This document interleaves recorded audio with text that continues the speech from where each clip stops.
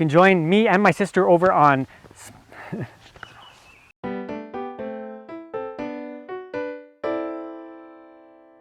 Hey guys, it's Phil from SmilingGardener.com. If you haven't checked out my free online organic gardening course, you can do that right on the homepage of SmilingGardener.com. Today we're talking about home landscape design. If you're designing your own landscape, one thing that a lot of people will do is just go to the garden center and buy all the plants that look nice and then get back home and start placing them and hope that it works out okay. A much better process is to figure out your goals and do some designing first, and then a whole bunch of things are going to work out better if you do that. So I'm going to give you about 6 steps today. The first very important step is to set some goals, and it doesn't have to be a big process. You could do it in 5 or 10 minutes if you're in a rush, but there are 3 parts to this. And the first part is the look and feel. How do you want it to feel? How you want the aesthetic of your garden to look like? So that could be certain flowers, certain plants, certain design features. Maybe if you want to have more of a relaxing garden, you're going to use more curvy kind of plants and designs, which is what I do in a lot of my gardens. If you want more of an invigorating kind of party garden, you might go more formal,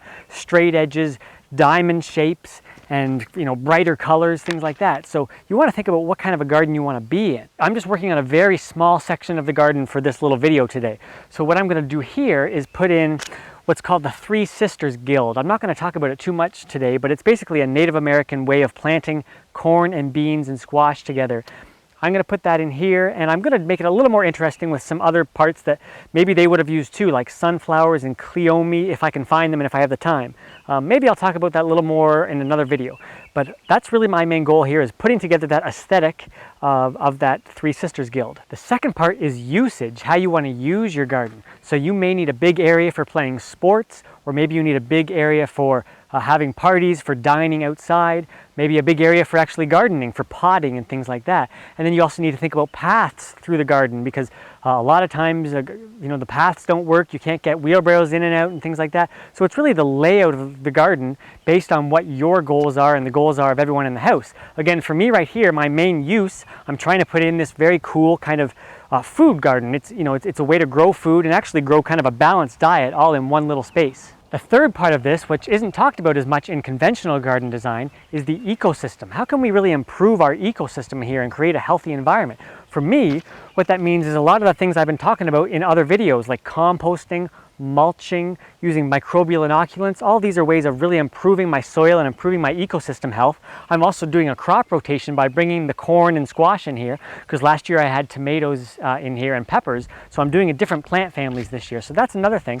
And then I also, at the very back of the bed, I have some English ivy that I really need to keep at bay because it can become kind of invasive. So those are just a few simple ecosystem goals. You might need to control erosion, or you might want to be capturing rainwater in a certain part of the garden, or attracting beneficial insects, butterflies, pollinators.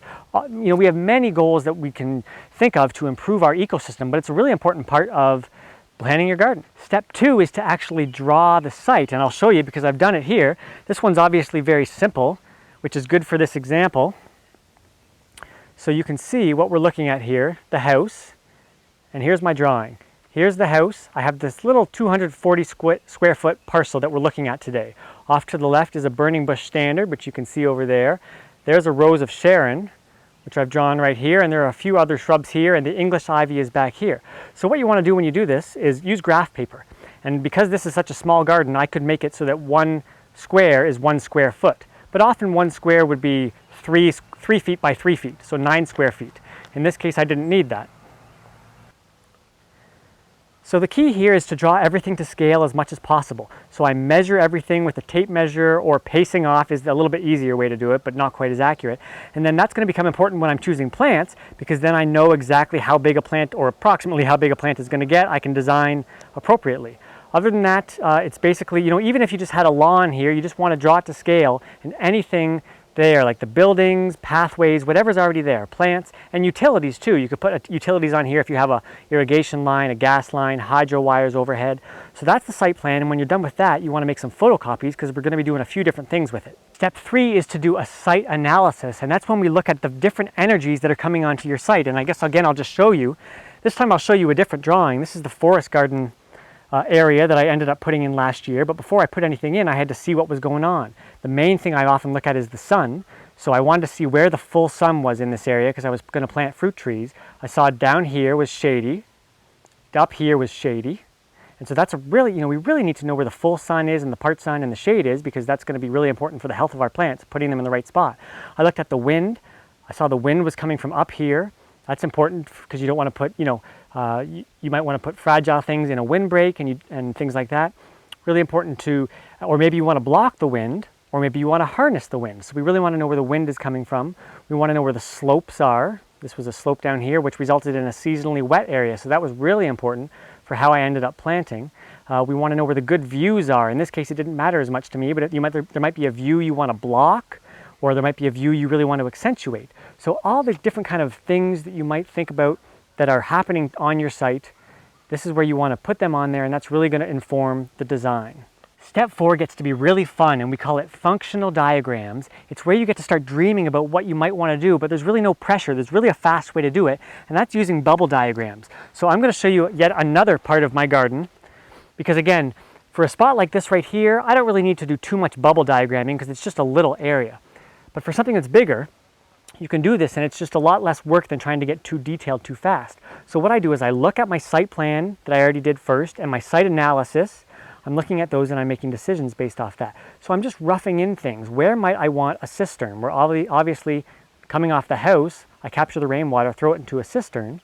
Near the cistern, I want things that need that water occasionally, like herbs. So I have herbs in containers on my patio right outside my kitchen door so that I can harvest them daily, because you use herbs often. I have a dining area over here, herbs over here. And so you're just starting to dream with kind of bubble diagrams, and then you're not having to get freaked out about measuring and using rulers. Here's the full sun down here, so I put a lot of food plants and flowers down there. I drew in a retaining wall that I never built, and I knew I wasn't going to build it anytime soon, but that's where the slope is. Compost bin is uphill. That means I'm always bringing the compost downhill when I need it. Here's a wind screen, which means this is a nice protected zone if I need it.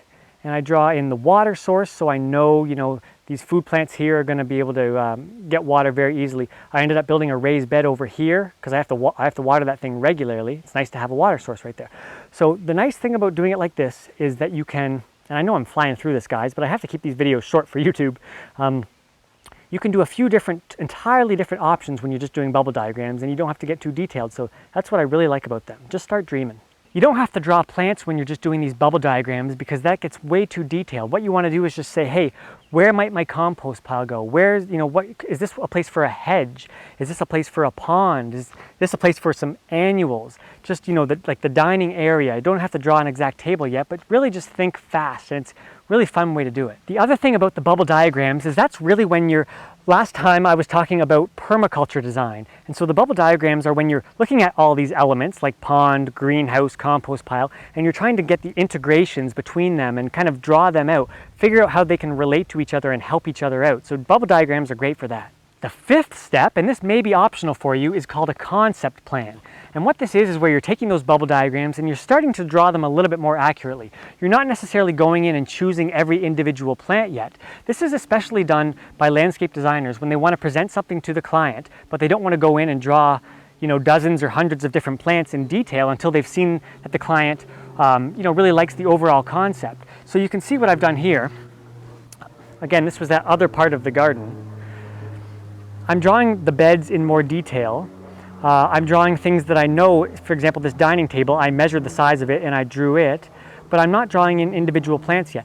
This might be a case where some of the main plants could be drawn in and drawn to size. Or maybe, there's kind of a lot of ways to do it, but you really don't have to draw in all the individual plants. Now, if you may not need to do this, you might go right to the last step, which I'll talk about in a minute. I actually like to do this in my vegetable gardens because I like to work from this as my final plan. Because when I'm planting, 40 different kinds of vegetables throughout the garden, I like to have a lot of flexibility. I just like to know in general where I'm thinking of putting things.